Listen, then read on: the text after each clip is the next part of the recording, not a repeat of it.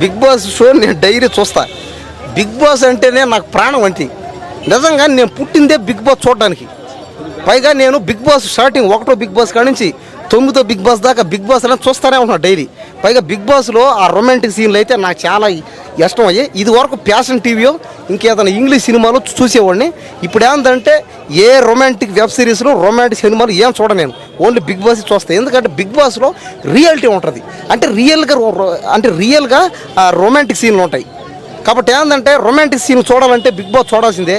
Big బాస్లో ఎమ్మాయినీళ్ళు అయితే చెప్పలేక ఎమ్మాయినీళ్ళు పాపం ట్రై చేస్తున్నాడు అందరినీ, అమ్మాయిల్ని ఆంటీల్ని, కానీ పడట్లే ఆయనకి ఎవరు. ఎందుకంటే పడతలా రీతు చౌదరి ఏం చేస్తుందంటే ఎమ్మానీలతో లవ్లో పడాలని ప్రయత్నం చేస్తుంది, కానీ ఎమ్మానీలు కూడా పాపం ట్రై చేస్తున్నాడు, కానీ పాపం మాత్రం పడతలా. నాలుగు చూడు, నాకు చూడు ఏంది ఇది పడతల అవును పడతలేదు.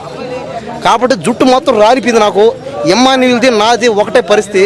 కాబట్టి ఎమ్మానీలు విగ్గు పెట్టుకున్నా ట్రై చేయి నువ్వు, నీకు ఖచ్చితంగా రీతు చౌదరి, ప్రియాంక పాప, లేకపోతే దమ్ము పాప, లేకపోతే ఇంకొక అమ్మాయి. కాబట్టి నేను బిగ్ బాస్ చూసేది దేనికంటే రొమాంటిక్ సీన్ కోసం చూస్తాను. నాకు అయ్యే కావాలి. పైగా ఈ మధ్య రొమాంటిక్ సీన్లే లేవు కాస్త, ఎందుకంటే స్టార్టింగ్ అది ఇది